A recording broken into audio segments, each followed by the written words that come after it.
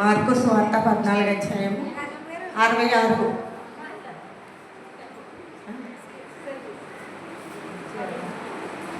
66 వచనం నుంచి కొన్ని వచనాలు మరి ధ్యానం చేసుకుందాం. కొంచెం చదివి వినిపించండి. 66 మార్కు సువార్త 14:66.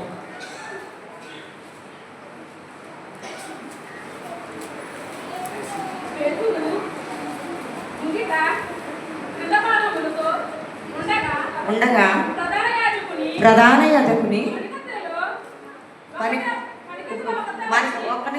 ఒక్క నిమిషం మనందరము ఇక్కడ ఉన్నాం. మనకు ప్రధాన యాజకుడు ఎవరు? ఇక్కడ సేవకులకి ఓ పనికెత్తి ఉందంట. సరిగా అర్థం చేసుకోండి. ఓ పనికెత్తి ఉన్నదంట. అప్పుడు పేదరు గారిని ఏమన్నది చదవమ్మా. పేతురు ఏంటమ్మా? పేతురు చలి కాచుకొనుట చూచి అతని పేతురు బొంకిన స్థలమదిగో చలి కాచుకొను. మరి చిన్న ప్రార్థన చేసుకున్నాం. మహాపరిశుద్ధుడమైన మా ప్రభు పరలోక పొందిన మా చెప్తున్నాను. నేనైతే మరి చదువులేనప్పటికీ దేవుడు ఇచ్చిన మాటలు 2 మాటలు మాట్లాడాలని మరి నాలో పేరేపణ మరి అతి రీతిగా మరి మీరందరూ వచ్చిన వారు అయితే మరి నేనేమి మరి చిన్నగా చూడక మరి నా మాటలు కూడా వినండి. నా మాటలు ఏదైనా తప్పుంటే క్షమించండి. అలాగే మరి పిల్లలతో అయితే మరి వీళ్ళతో మరి యేసయ్యని మరి తీసుకుని వెళ్తారు. సిలువతో అయితే మరి పాపం నా బిడ్డల మీదకి నా మీదకి దోషం నాకు రాకూడదని మరి ఆయన చేతులు కడుక్కున్నట్టు మనం చూసాము.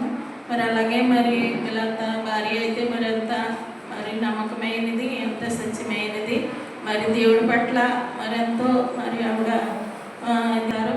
మరి అటు రీతిగా మనం ఉండకుండా మరి దేవుడిని వైపు భక్తిలో మనం ఉండి మరి ముందుకు నడుచుకోవాలి. మన జీవితకాలము మరి మన బ్రతికినంత కాలము కూడా దేవుళ్ళలో మనం ముందుకు సాగిపోవాలి. ఎన్ని అడ్డులు ఆటంకాలు వచ్చినప్పటికీ మరి దేవుడి మీద నమ్మకం ఇచ్చి మనం నడుచుకోవాలని కొద్ది మాటలు ఈ కొద్ది వాక్యం దేవుడి దీవి.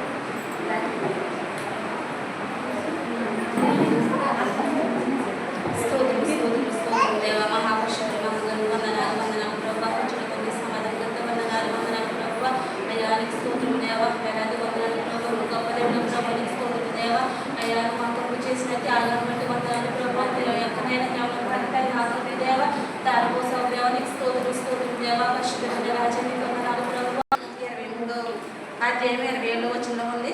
గొప్ప సమూహము ఆయనను కూర్చుని కొట్టుకుని చుట్టూ పూజించున్న చాలా మంది స్త్రీలను ఆయనను వెంబడించింది. యేసు వారి వైపు చూచి యెరూషలేము కుమార్తెలారా నా నిమిత్తం ఏడవకుడి, మీ నిమిత్తము మీ పిల్లల నిమిత్తము ఏడుగుడని ప్రభు గారు చెప్తూ ఉన్నారు. నిజమే దేవుని కొరకు అయితే మనమైతే ఏడవక్కర్లేదు.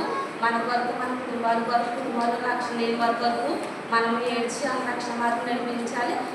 రక్షణ పొందుకున్న మనము కుటుంబ సమేతంగా ఆయన సన్నిధిలో మనందరూ ఉండాలని ఈ చిన్న మాట దేవుడు దీనికి ఆశీర్వదించుకున్నాం.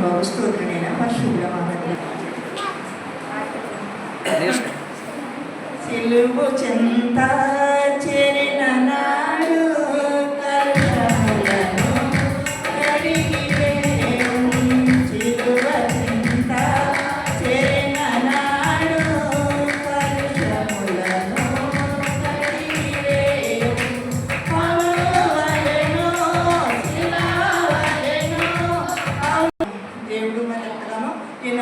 కార్యాలు చేసి దేవుని మరి సిలువు తీసుకొచ్చేటప్పుడు మరి ఎన్నో మరి సుడిపడి దేవుడు ఎంతగానో రాజధారులు నడిచి ఆయన రక్తం సిద్ధించి మరి తీసుకొచ్చి మరి ముండటెండలో మరి కర్రగిరిలో మరి యొక్క ముండటెండలో సిలువ వేసినప్పుడు మరి కుడి పక్కన దొంగ ఎడ పక్కన దొంగ ఎక్కడండి. మరి ఎడ పక్క దొంగ అయితే 14 నుంచి చదువుకున్నామండి.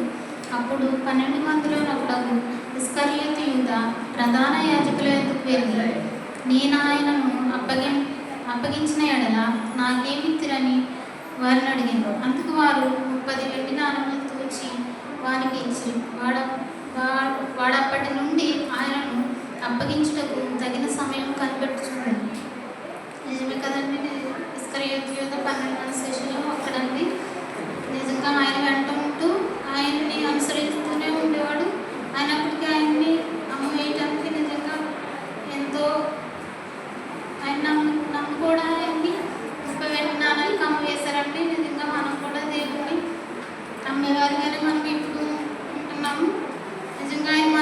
కొరకు ఎంతో భారమైన సిలువ మోసి నిజంగా ఆయన శ్రమ మన కొరకు ఎంతగానో సిలువలో వేలాడి ప్రార్థిస్తున్నాను. స్తోత్రం. యేసు గొర్రె పిల్లను నీవు వసుకు తేవబడినా గొర్రె పిల్లను, యేసు గొర్రె పిల్లను నీవు వసుకు తేవబడినా గొర్రె పిల్లను, దినదినము చనిపోచున్నాను యేసు క్రీస్తులో బ్రతుకుచున్నాను, దినదినము చనిపోచున్నాను యేసు క్రీస్తులో బ్రతుకుచున్నాను, యేసు గొర్రె పిల్లను నేను వసుకు తేవబడినా గొర్రె పిల్లను, యేసు గొర్రె పిల్లను నేను వసుకు తేవబడినా గొర్రె పిల్లను, నా తలపై ఉంచారండి. ఆయన సిలువలో కూడా ఎంతగానో మరి శ్రమ పడ్డారు మన కోసం, మనం చేసిన పాపాల కోసం.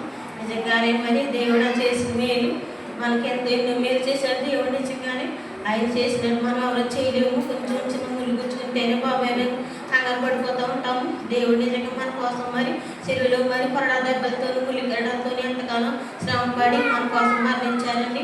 విశ్వాసం దేవుడు దీవించు.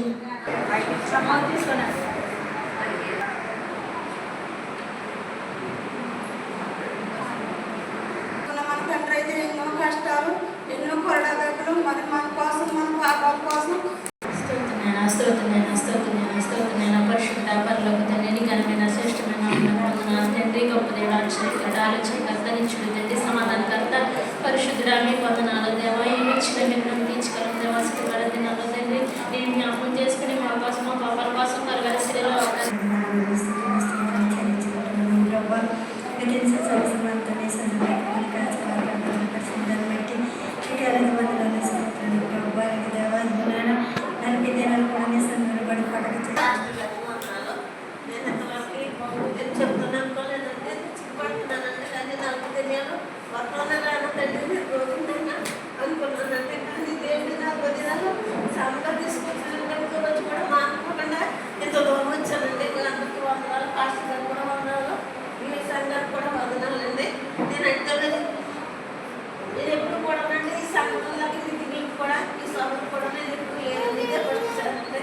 మనోహరం అదే లేదంటే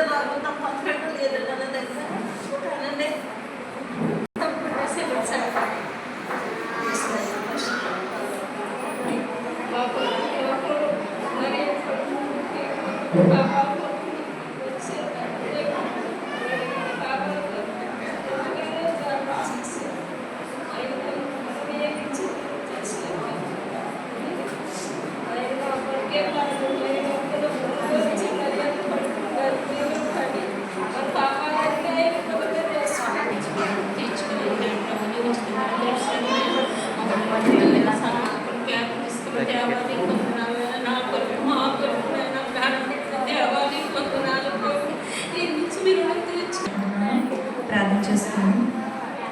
మహాపరిషుద్ధ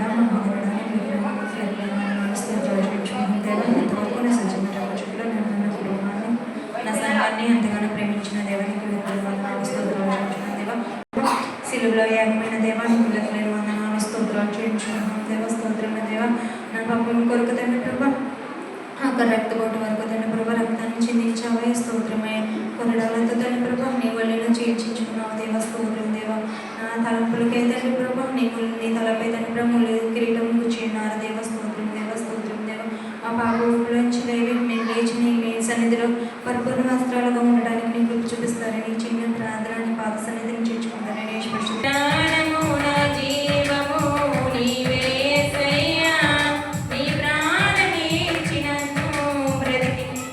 ఎంతో సిలువ భారం మోసుకుంటూ గొల్గొతా స్థలం నుంచి కపాలహస్తం వరకు మన సిలువను మోసుకుంటూ వెళ్ళారు. కానీ దేవుడు కొరడాలతో కొట్టించుకుంటూ రక్తం చిందుతూ ఆ సిలువను మోసి ఉన్నారు. మోయలేక మోస్తున్నారు. ఆ టైంలో ఆ దారంట కొరినీయుడైన సీమోను వెళ్చున్నారు. వెళ్చున్నప్పుడు అతన్ని సిలువ మోయట ప్రార్థన 4 అడుగు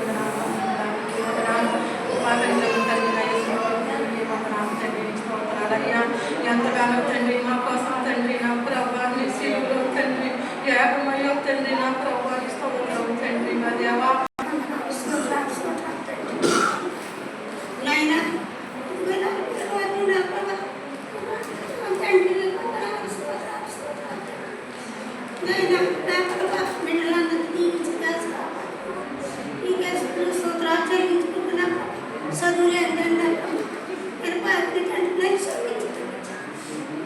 నీకే వందనాలు స్తోత్రాలు చెల్లించుకుంటున్నాను నా ప్రభా నీకే స్తోత్రాలు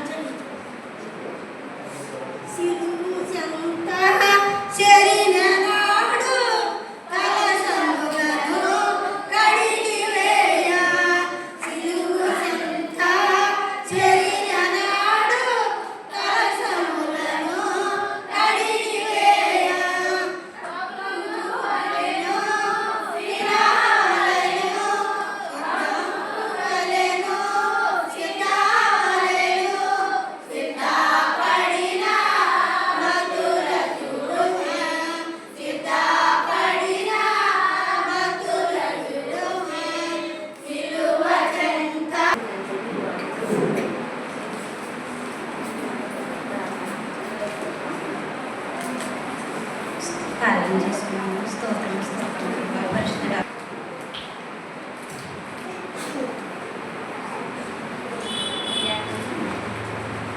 యాగనం 16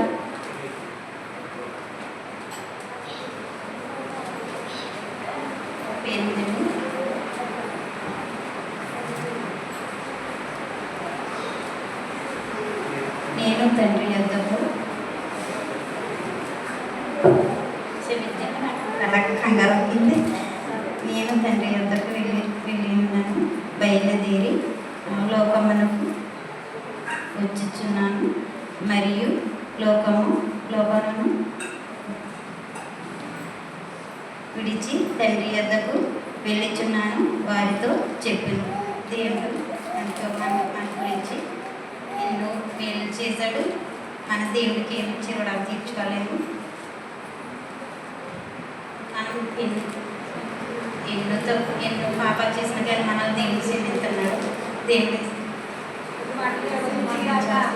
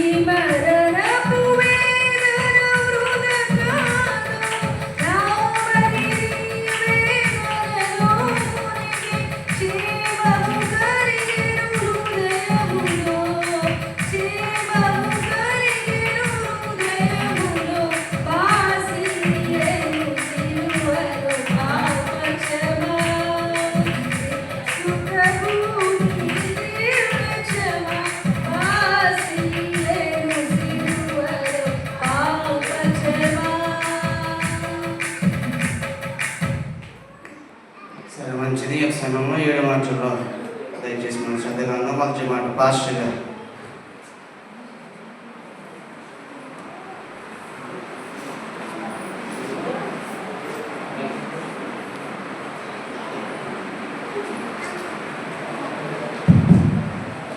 ప్రభునందు ప్రియమైన దేవుని బిడ్డలారా, కూడవచ్చు మీ అందరి వందనాలు. మరి దేవుడి కృపను బట్టి మరి సంవత్సరం ఈస్టర్లో గుడ్ ఫ్రైడే ఇవన్నీ సంవత్సరానికి ఎన్నిసార్లు వస్తాయండి? ఒకసారి. ఈరోజు ఏంటి మనకి? గుడ్ ఫ్రైడే, సంవత్సరానికి ఒకసారి. కానీ బాధపడ్డారు. కానీ మన మందిరంలో ఎంతమంది అవసరం ఉన్నారండి? ఎంతమంది మగవాళ్ళు ఉన్నారు? మరి మనకు శాపాలు రాకేం వస్తాయండి? శాపాలు వస్తాయి ప్రియ దేవుని బిడ్డలారా. మనం అనుకుంటాం, అయితే దేవుడు ఒకసారి ఆయన ఈరోజు జ్ఞాపకం చేసుకోవడానికైనా మరి అనేకమైన ప్రస్తుత జీవితంలోనే జీవిస్తున్నారు. కానీ ఈ రోజైనా మనం దేవుని కోసం మందిరానికి వెళ్ళాలని ఎవరికి కూడా ఆసక్తి లేదు. మరి మన జీవితాలు ఇంకా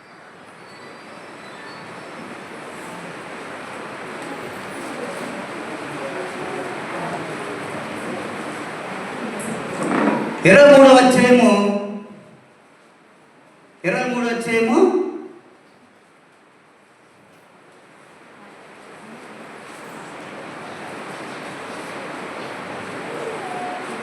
32 నుంచి చదువుకుందాం.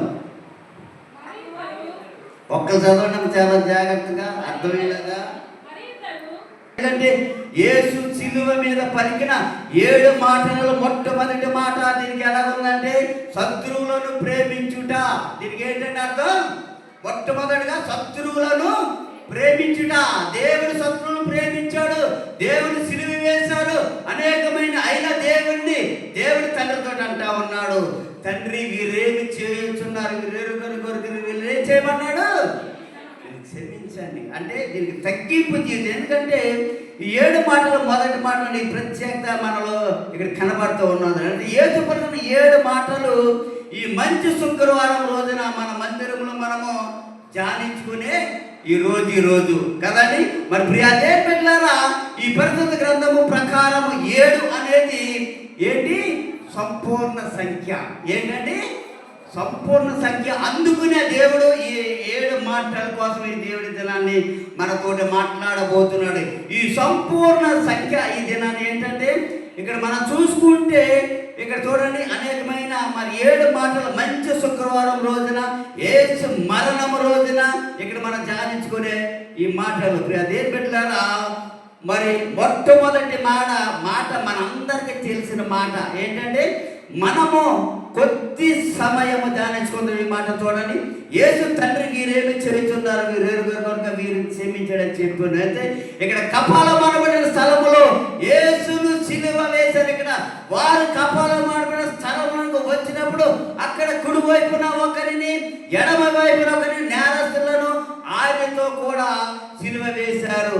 అయితే ఇక్కడ మనం చూసుకుంటే ఇక్కడ నేరస్తులను దేవుని కోసం, మన దేవుడు మన కోసం ఇప్పుడు ఆయన కష్టపడుతూ ఉన్నాడు కదండి.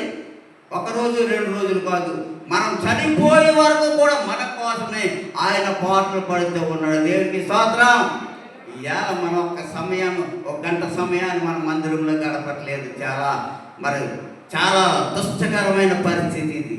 ఎందుకంటే మరి చాలామంది ఇవాళ నువ్వు ఎంత సంపాదించినా నీ డబ్బులు ఏమైపోతాయి? సిల్లి సంచిలో వెళ్ళిపోతాయి. నీకేదో జబ్బు వస్తుంది, పోతాయి. నీకేదో సమస్య వస్తుంది, యాక్సిడెంట్. మన మందిరంలో మనం కూర్చోలేకపోతున్నాం. ప్రియ దేవుని బిడ్డలారా, చాలా జాగ్రత్త.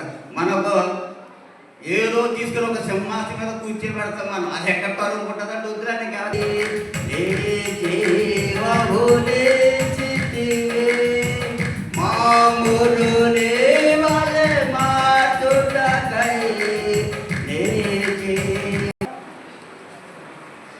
23వ అధ్యాయము 42వ వచనం. అయినను నీవు ఆయనను చూసి, యేసు నీవు నీ రాజ్యములోనికి వచ్చినప్పుడు నన్ను జ్ఞాపకము చేసుకోమని. అందుకు ఆయన వానితో, నేడు నీవు నాతో కూడా పరదేశంలో ఉండువని నిత్యంగా నీతో చెప్పుచున్నానని. ప్రభునండి, ఇద్దరు దొంగలైతే యేసు ప్రభు సిలువ వేసినప్పుడు ఇద్దరు దొంగలని కుడి వైపు తీశారండి. అయితే ఓ దొంగ అంటా ఉన్నాడు, ప్రభుని 20 హింసలు పెట్టించు కపరాలబడిన స్థలం నాకు ఆయన తీసుకుని వచ్చారు. అక్కడ ఆయనతో పాటు ఇద్దరు బందిపోటు దొంగలు సిలివేశారండి. అయితే ఇద్దరు బందిపోటు దొంగల్లో ఒక దొంగ అంటా ఉన్నాడు, లోకాసువార్త 23:39 ఉన్నది, వేలాడబడిపోయిన ఆ నేరస్తులు ఒకడు ఆయనని దూషించు, నీవు క్రీస్తువు కదా, నన్ను నీవు రక్షించుకును, మమ్మను కూడా రక్షించుమని చెప్పాను. దొంగ ఎందుకనో మొదటి దొంగ వివేచన శక్తి లేనివాడు. ఒక దొంగ ఇంకొకరనటకు ఎటువంటి అర్హత లేదు, కానీ వాడు ప్రభువుని దూషిస్తూ ఉన్నాడు, ప్రశ్నిస్తూ ఉన్నాడు, సలహా ఇస్తూ, నీవు క్రీస్తువు కదా, నీవు అనేకమైన అద్భుతాలు కార్యములు చేస్తావు కదా, ఏదైనా ఒక సూచక క్రియ చేసి నన్ను నీవు రక్షించుము, ఆ పనిలో భాగంగా మమ్మల్ని కూడా రక్షించుకోమని స్వార్థపూరితమైన ఆలోచనతో దేవుని దూషిస్తూ ఉన్నాడండి. నిజంగా దొంగ పశ్చాత్తాపడలేదు, ప్రభుని దూషించేవాడుగా ఉన్నాడు. అలాగే లోకాసువార్త 24 కూడా ఉన్నది. అయితే రెండవ వాడిని గద్దించి, నీవు అదే శిక్షలో ఉన్నావు కనుక దేవునికి భయపడవా, మనకైతే ఇది న్యాయమే, మనం కూడా వివరించే యోగ్యులను కూడా మనం లేకపోయామండి. అలా మధ్యసువార్త కూడా చూడండి 27:44 మధ్యసువార్త 27:44 కూడా ఉన్నది. ఆయనతో కూడా సిలువ వేయబడిన బందిపోటు దొంగలు అలాగే ఆయనను హింసించిరి. ప్రభా అదే ప్రార్థన పాదాలు సమర్పించుకుంటున్నామని అడుగుతున్నాం తండ్రి.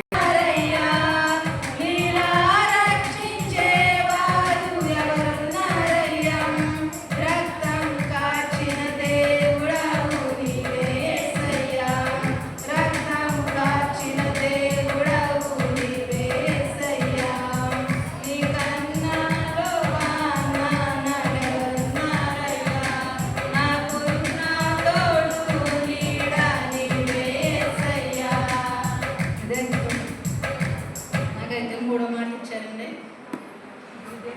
యోహాను సువార్త 19:26 గందరగోళంగా ఉన్నప్పుడైతే ఆయన విడిచి కాలు వెళ్ళిపోయారంట.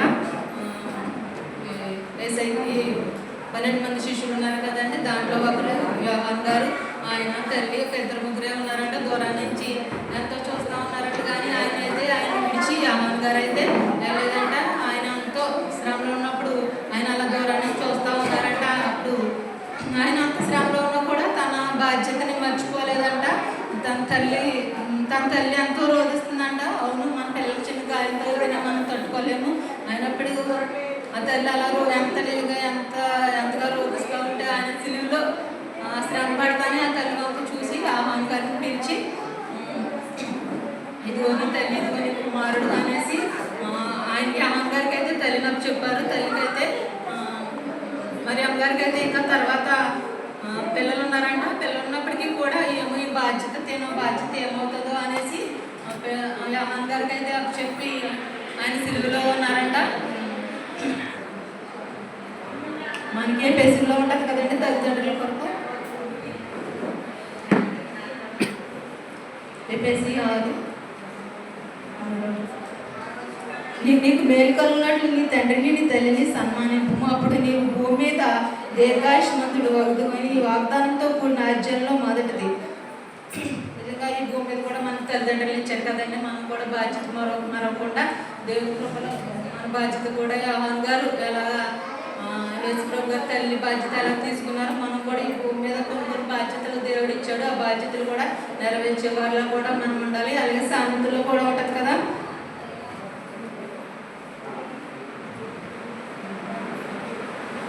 సామెతలు 23:24 నీ తల్లిదండ్రులు నువ్వు సంతోషపెట్టము, పైన చూడండి, నీతిమంతుల తండ్రికి అధిక సంతోషం కలుగును, జ్ఞానం. ఆయన కలవలసిలో అంత రక్తాన్ని కాచారంటే దేవుడు మనకి ఎంతో సమయాన్ని ఇస్తా ఉన్నాడు, ఎంతగానో వ్యర్థంగా గడుపుతూ ఉన్నాము. ప్రతిదినము నిజంగా మనకు రక్షణ ఇచ్చాడంటే రక్షణ లేకుండా ఎంతో నిర్లక్ష్యంగా ఉంటా ఉన్నారు. అటువంటి వారి కొరకు ప్రార్థించాలి. నిజంగానే యేసుప్రభు పుట్టిన తర్వాత గెత్సేమని తోటలో పట్టుకున్న తర్వాత శిష్యులందరూ పారిపోయినా కానీ ఆయన యోహాను గారిని అయితే నిజంగా యేసుప్రభు విడిచిపెట్టలేదు. తల్లిని తీసుకుని ఆ బాధ్యత తీసుకుని వెళ్ళారు. అలా కూడా మనం ఈ లోకంలో కొన్ని బాధ్యతలు కలిగి ఉన్నాము. ఏదో ఒక మాదిరి చూపించలేదు కదా, మాదిరికని మన జీవితాలు మనం జీవించాలి. వారమంతా పని చేసుకున్నా కానీ ఒక్కరోజైనా దేవుని సన్నిధిలో గడిపే వాళ్ళ ఉండాలి. నిజంగానే ఎన్నో నిజంగా బైబిల్ వాక్యాలు అయితే ఎన్నో వచనాలు దినదినం మనం చదువుతా ఉన్నాం. కానీ దాన్ని తండ్రిని ప్రేమకు తగినట్టుగా చిన్న మాకు దయచున్నాం. ఇప్పుడు నీవు ప్రేమించితివో దేవా, అందుకో నా వీణ స్తుతి పాత్ర. హల్లెలూయా యేసయ్యా, హల్లెలూయా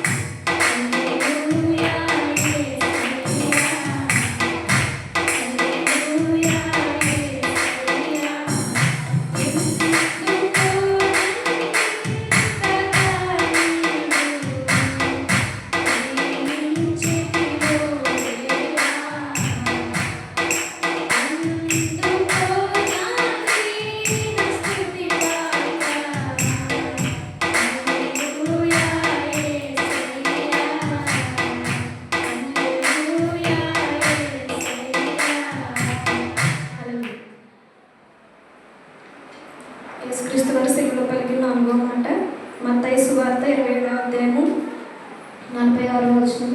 ఇంచుమించు 3 గంటలప్పుడు యేసు ఏలీ ఏలీ లామా సబక్తాని బిగ్గరగా కేక వేసెను. ఆ మాటకు నా దేవా నన్నెందుకు చేయి విడిచుతుమని అర్థము. దీనికి వివరణ చెప్తాను. లూకా సువార్త 15వ అధ్యాయంలో ఉంటుంది. ఒక మనుషుడు ఉంటాడు. ఆ మనుషునికి 2 కుమారులు ఉంటారు. అందులో చిన్నవాడు తన తండ్రిని ఆస్తిలో నాకు వాటా కావాలని తన తండ్రిని అడుగుతారు. అడిగినప్పుడు తన తండ్రి ఆ చిన్నవాడు అడిగినట్టుగానే ఆస్తిలో సగభాగాన్ని పంచిపెడతాడు. ఈ చిన్నవాడు ఈ ఆస్తిని పట్టుకుని విదేశాలకు వెళ్తాడు. అక్కడ దుర్వ్యాపారాలన్నీ చేసి దుర్వ్యసనాలకి అన్నింటికి కూడా తను బానిస అయిపోయి ఆ ఆస్తిని అంతటిని పోగొట్టుకుంటాడు. తనకున్న ఆస్తిని అంతటిని కూడా పోగొట్టుకుని తిండి లేని పరిస్థితికి తను వస్తాడు. పందిపట్టు తినే స్థితికి కూడా తను వచ్చాడు. అతను మళ్ళీ తిరిగి తన తండ్రి ఇంటికి తిరిగి వస్తాడు. ఇక్కడ తండ్రి ఇంటి దగ్గర అయితే తండ్రి తన కుమారుడు మళ్ళీ ఎప్పటికైనా తిరిగి వస్తాడని తను ఎప్పుడు కూడా ఎదురు చూస్తూ తన గుణం ఎదురుగానే నిలబడుతూ ఉండేవాడు. ప్రతిదినము కూడా తన కుమారుని కొరకు ఎదురు చూస్తూనే ఉండేవాడు. నా కుమారుడు వస్తాడు, నా కుమారుని నేను నా వెంట చేర్చుకుంటానని చెప్పేవాడు. అలా ఎదురు చూస్తూనే ఉండేవాడు. అలా ఒక రోజు రానే వచ్చింది. అలా వచ్చినప్పుడు తన ఆస్తిని అంతటిని పోగొట్టుకున్న ఈ చిన్న కుమారుడు తిరిగి తన వరకు ఎన్నో శ్రమలు అనుభవించారు. ఎన్నో దెబ్బలతో తను రక్తాన్ని కార్చారు. అతను పొందిన దెబ్బల వల్ల మనకు స్వస్థత కలుగుతుంది. అతను పొందిన అవమానాలు, నిందలు, ప్రతి ఒక్క అద్భుతమైన బాధల నుంచి కూడా మనకున్న భారాన్ని, మనకున్న పాపాన్ని విమోచనగా క్రీస్తు వారు మన కొరకు బలియాగమై సిలువలో మరణించడం జరిగింది. కాబట్టి ఇప్పటికైనా యేసు ప్రభు వారి యొక్క ప్రేమను మనం తెలుసుకుని యేసు ప్రభు వారి యొక్క ప్రేమలో మనము నడుచుకోవాలి.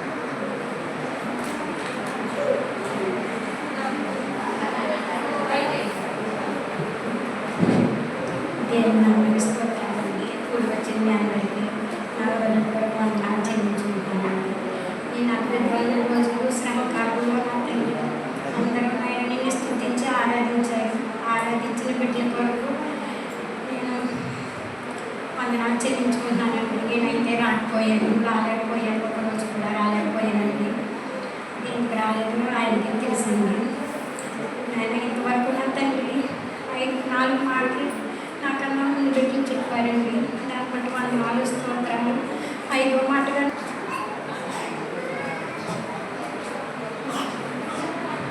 నామని స్తోత్రాలండి. నాకు ఇచ్చిన మాట యేసు సిలువలో పలికిన 5వ మాట అండి.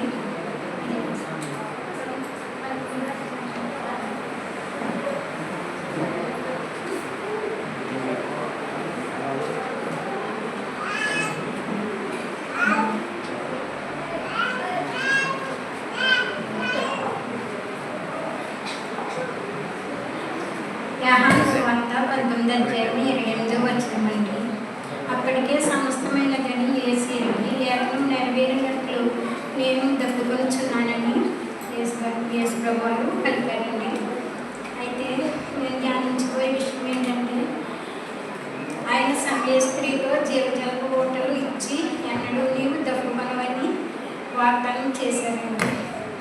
అటువంటి ప్రభు వారికి శిలువలో దప్పిక కలిగింది. అయితే యేసు ప్రభువారికి దప్పిక కలుగుతుందండి. దేవుని బిడ్డ ఆయనకి దప్పిక కలుగుతుంది. ఆయన ఉదాహరణగా చెప్పారండి. అంటే మనం ఆత్మను రక్షించాలని ఆయన మాట్లాడారండి. యేసు ప్రభువారు ఎన్నో శ్రమలు పొందారు, బాధలు పొందారు, హింసలు పొందారండి. ఈ లోకంలో అనేక ఆత్మలు నశించిపోతున్నాయి. ఆ ఆత్మలు రక్షించాలనేది ఆయన దాహం అండి. మనం కూడా ఒక్కరు కూడా నశించుకోకుండా మరి ప్రతి ఒక్కరూ ఒక పాపి రక్షించిన పరలోకంలో దేవుడు ఎంత ఆనందిస్తారో. ఆయన దాహాన్ని తీర్చాలని నీకు ఉందా? అయితే నీవు కూడా ఆత్మల దాహాన్ని కలిగి ఉండు. అనేక ఆత్మలను రక్షించాలి, ప్రోత్సహించాలి, బలపరచాలి అనే ఆశను నీవు కలిగి ఉండి ఆ ప్రకారంగా చేసి ఆయన శిలువలో పడిన దాహాన్ని మనం తీర్చేవారిగా ఉండాలని ప్రభు పేరట మనం చేస్తున్నామండి. అలాగే సండే స్త్రీ అండి, మరి ఆవిడకి చేసిన పాపాలను దేవుడు చెప్పినప్పుడు ఆవిడైతే ఏమీ బాధపడలేదండి. అలాగే మరి నేనైతే ఈ వాటిని చెప్తానైతే నేనైతే అనుకోలేదండి. నాకైతే స్టేజ్ కాడికి వచ్చేటప్పటికి చాలా పడుతుంది. కానీ దేవుడు ఏంటో ధైర్యాన్ని ఇచ్చారు ఇంతవరకు రావడానికి. నేనేమో తప్పేమన్నా చెప్పినట్టయితే నన్ను క్షమించండి. అలాగే ప్రతి ఒక్కరూ దేవుడు ఆత్మదాహంతో ఉన్నారు కాబట్టి మనం కూడా ఆత్మదాహంతో ప్రతి ఒక్కరిని కూడా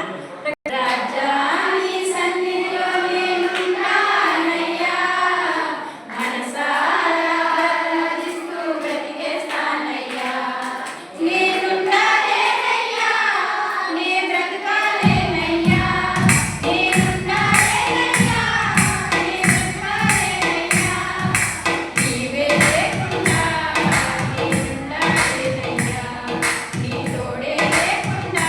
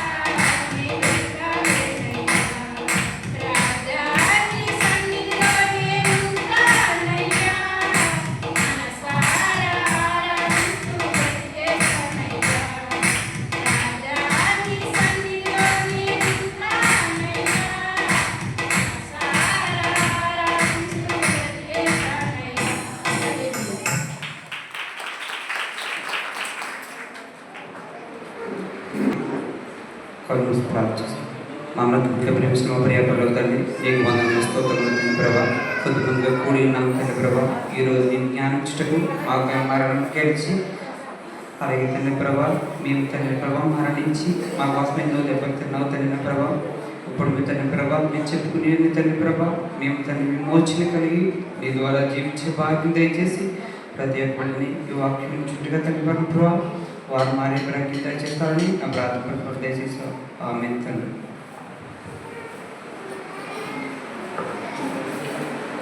అడుగడుగున రక్త బిందువులే అనువనుకున కరడ దెబ్బలే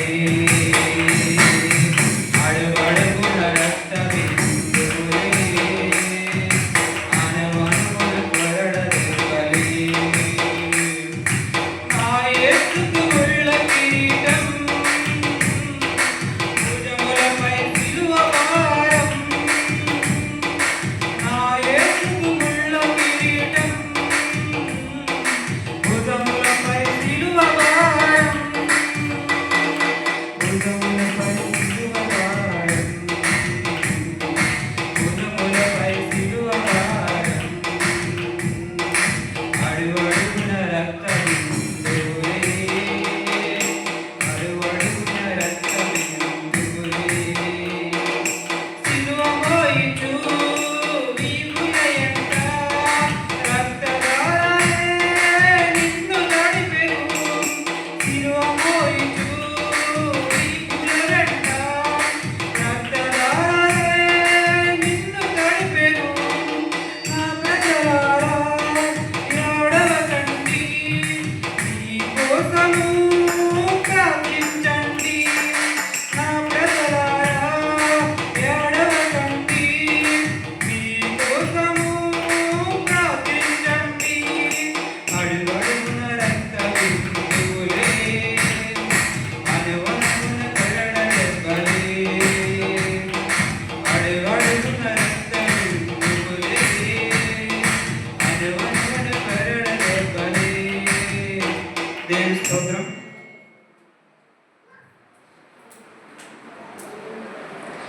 నాకు ఇచ్చినటువంటి 6వ మాట అండి, అది సమాప్తమైనది. దేవుడు మన కొరకు ఎన్నో త్యాగాలు చేసి ఈరోజు మనల్ని ఒక రీతిగా నిలబెట్టాడండి. అలాగే యోహాను సువార్త 19:30 అండి, యేసు సమాప్తమైనది చెప్పి తల వంచి ఆత్మను అప్పగించెను. యేసు మన కోసం తల వంచాడండి. అలాగే ఎవరైనా తిట్టేటప్పుడు మనం తల వంచాలంటే వంచము, మాటకి మాట సమాధానం చెప్తాము. కానీ దేవుడు మనకి ఎన్నో మేలు చేశాడు. అలాగే ఇప్పుడు సమాప్తము అంటే మనకి దేవుడు ఈ లోకమును విడిచి మళ్ళీ తిరిగి మనకి పునరుద్ధరుడిగా వస్తాడండి. అలాగే 6వ మాటలోను యోహాను సువార్త 4:34 యేసు వారిని చూచి నన్ను పంపిన వారిని చిత్తము నెరవేర్చుటయు ఆయన పని తుదముట్టించే వరకు నాకు ఆహారమై ఉన్నది. దేవుడు తండ్రి చిత్తమును సంపూర్ణ చేసి మళ్ళీ ఆయన ఆహారమై ఉన్నాడంటే మనకి పంపించి అక్కడ నెరవేర్చుటకు అన్ని మన సిద్ధపరిచి ఉన్నాడు. 2వ మాట రోమీయులకు 10:4 విశ్వసించు ప్రతి వారి నీతి కొరకుటకై క్రీస్తు ధర్మశాస్త్రము సమాప్తమై ఉన్నది. అంటే ధర్మశాస్త్రము కూడా సంపూర్ణ చేసి దేవుడు మనకు అక్కడ సిద్ధపరిచి ఉన్నాడు. మీలో ఎవరైనా సరే సమాప్తం అంటే వెళ్ళిపోతున్నాడు కదా మళ్ళీ తిరిగి వస్తాడు అనుకుంటారు. కానీ ఇక్కడ నుండి అంటే వెళ్తున్నాడు కదా దేవుడు, మనలో నుండి వెళ్ళడు. అలాగే తిరిగి మళ్ళీ పునరుద్ధరణి వస్తున్నాడు. అలాగే విమోచన కార్యం కూడా సంపూర్తి చేశాడు దేవుడు. విమోచన కార్యం ఎఫెసీయులకు 1:7 ఆయన రక్తం వలన మనకు విమోచనము అనగా మన అపరాధములను క్షమాపణ మనకు కలిగి ఉన్నది. అందరూ అంటారు మనకు విమోచన అంటే ఏంటి? మన అపరాధములను క్షమించబడి ఉండాలి. అలాగే ప్రతి ఒక్కరిని విమోచన కలిగి ఉన్నానంటారు. విమోచన అంటే మన అపరాధం పాపం అన్ని విడిచి దేవునికి భవించాలి. అలాగే దేవుడు మన కోసం అన్ని వదిలిపెట్టి మన కోసం ప్రాణత్యాగం చేశాడు. మీలో ఎవరైనా కొడతంటే వెంటనే తిరిగి సమాధానం చెప్తారు. అలాగే దేవుడు కొట్టలేదు తిట్టలేదు, వారు చేసిన ప్రతి దానికి కూడా అంగీకరించాడు. అలాగే 4వ మాట పాపపు దోషములను సంపూర్తి చేశాడు. మన పాపాలని మన దోషాలని అన్నట్లు సంపూర్తి చేశాడు. పేతురు 3:19 ఆత్మ విషయంలో బ్రతికింపబడి పాపముల విషయంలో ఒక్కసారి శ్రమపడడు. ఆయన పాపం విషయంలో మన కోసం ఒక్కసారి శ్రమపడ్డాడు. మనలో ఎవరైనా సరే పాపం చేసి శ్రమపడమని శ్రమపడతారా? శ్రమపడరు. కానీ దేవుడు పాపం చేయకపోతే కానీ మన కోసం మరణించి శ్రమపడి మన కోసం మళ్ళీ తిరిగి రావడానికి సిద్ధంగా ఉన్నాడు. మీరు ఎవరైనా సరే ఇవన్నీ కలిగి ఉండి దేవుని వెంబడించి ఆయనలా జీవించాలని ఈ సరి మాటలు కొద్ది మాటలు దీవించింది కాక. ఆమేన్. అలాగే కూడి వచ్చిన మీ అందరికీ నా వందనాలు. అలాగే నాకు ఈ అవకాశం ఇచ్చిన సరికి ప్రత్యేకమైన వందనాలు. ప్రార్థన చేసుకున్నాను. పశువుల పర్లకు తండ్రి ప్రత్యేకమైన వందనాలు తండ్రి. స్థితివస్తాను తండ్రి. మా కోసమే తండ్రి ప్రభావ ఎంతగానో రక్తం కాచిందేవో ఆఖరి పట్టుకున్నప్పుడు తండ్రి నీ రక్తాన్ని కాచావు తండ్రి. ఎన్నో శ్రమలను అనుభవించావు తండ్రి ప్రభావ. మేము చేసిన పాపాలకు తండ్రి ప్రభావ యేసయ్య నువ్వు ఎంతగానో నలుగుబడ్డావు తండ్రి ప్రభావ యేసయ్య. మా కొరకు రక్షణ దయచేయడానికి తండ్రి నువ్వు సిలువలో ఎంతగానో ఆఖరి రక్తం కొట్టు వరకు కాచినందుకు నీకు లేకలేని వందనాలు తండ్రి. ఎన్నికలు ఎంత తండ్రి ప్రభావ ఇదిగో తండ్రి 7వ మాట నాకు ఇచ్చినందుకు నీకు లేకలేని వందనాలు తండ్రి ప్రభావ. నిలబడేది నేనైనా కానీ మాట్లాడేవారు మీరే తండ్రి ప్రభావ. ఏ రీతిగా మాట్లాడాలో తండ్రి జ్ఞానాన్ని నాకు దయచేయండి తండ్రి ప్రభావ. నీ ఆత్మను కుమ్మరించిన తండ్రి. ఒకవేళ ఏదైనా తప్పిదముగా మాట్లాడుకుంటే నన్ను క్షమిస్తారని నమ్ముచున్నాను తండ్రి. ఈ చిన్న ప్రార్థన పాద సన్నిధి చేర్చుకుంటామని పరిశుద్ధ నామమున అడిగి వేడుకుంటున్నాను తండ్రి.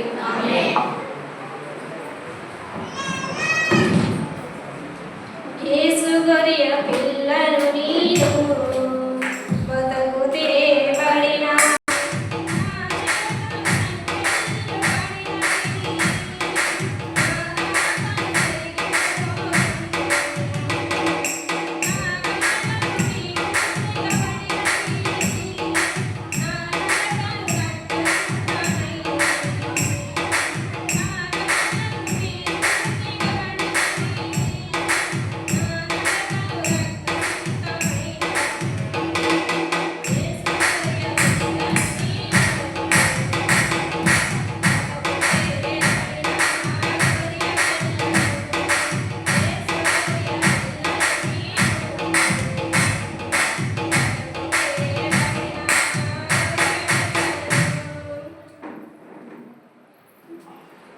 నాకు ఇచ్చిన 7వ మాట.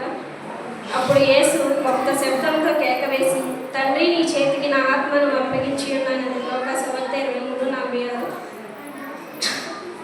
7వ మాట ద్వారా మనం నేర్చుకోవాలి మన ఆత్మను దేవునికి ఉపయోగించుకోవాలి. మొదటి మాట తండ్రి కుమారుడు ఏకమై ఉన్నారు. యోహాను సువార్త 10:30.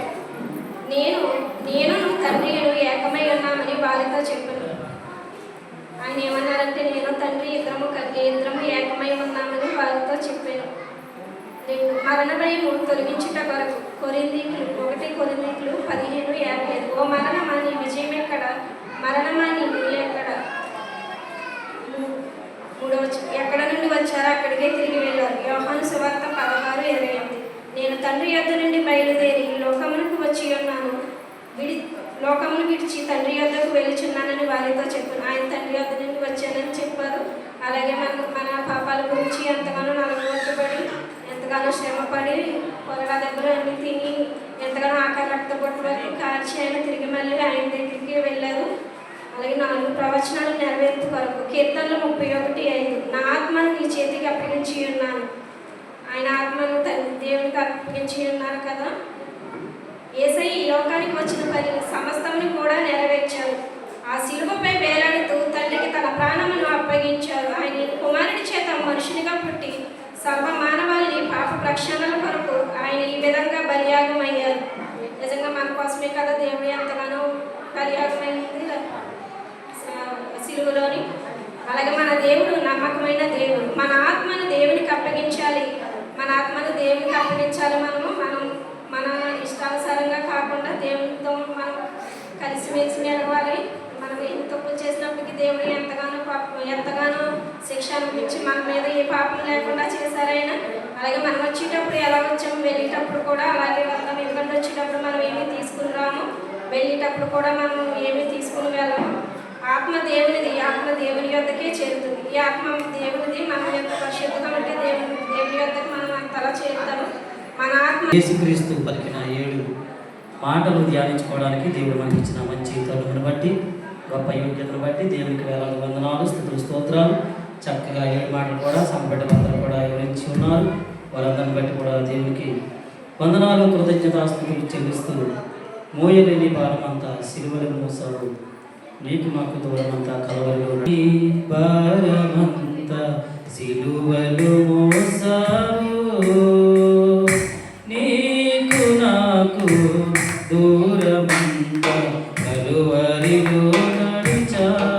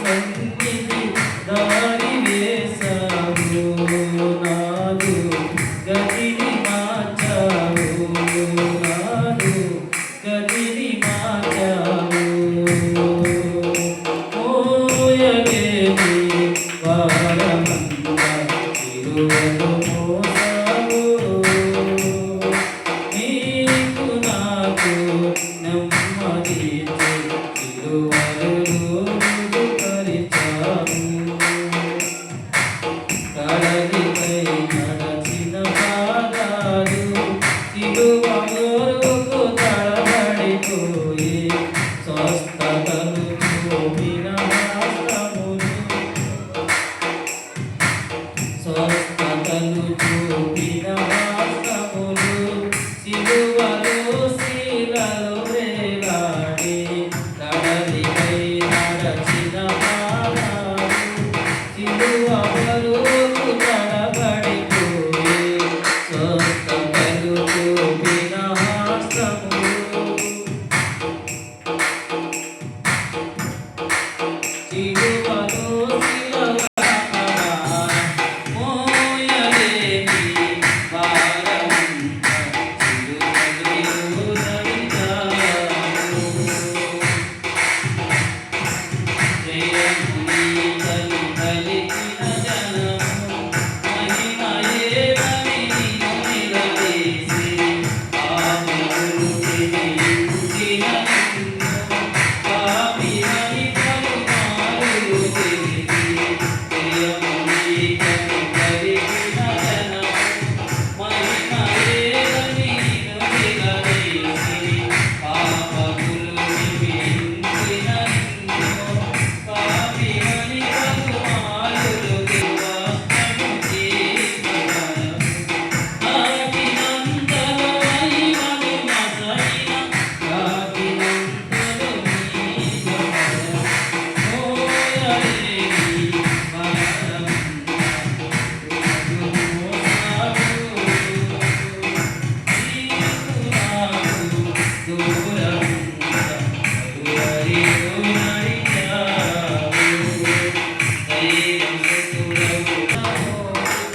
చేదు చిరకతో దానము తీర్చి ఎంత జరిగినా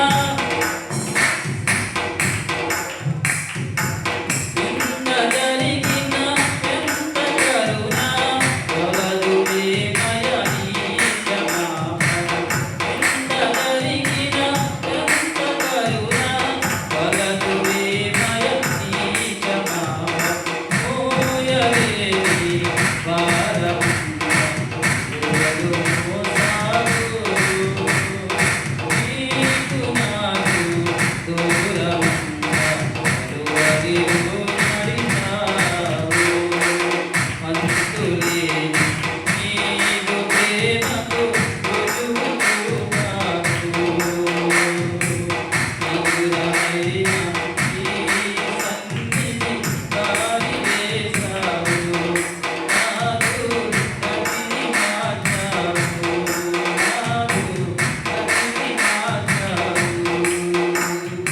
మోయలేని భారమంతా ఎవరు మోసారు.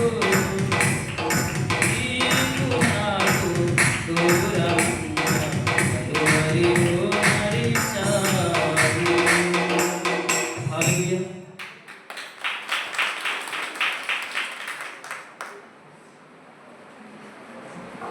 మంచి చక్కని పాట కూడా వినిపించినాను కూడా నా హృదయపూర్వకంగా తెలియజేస్తున్నాను.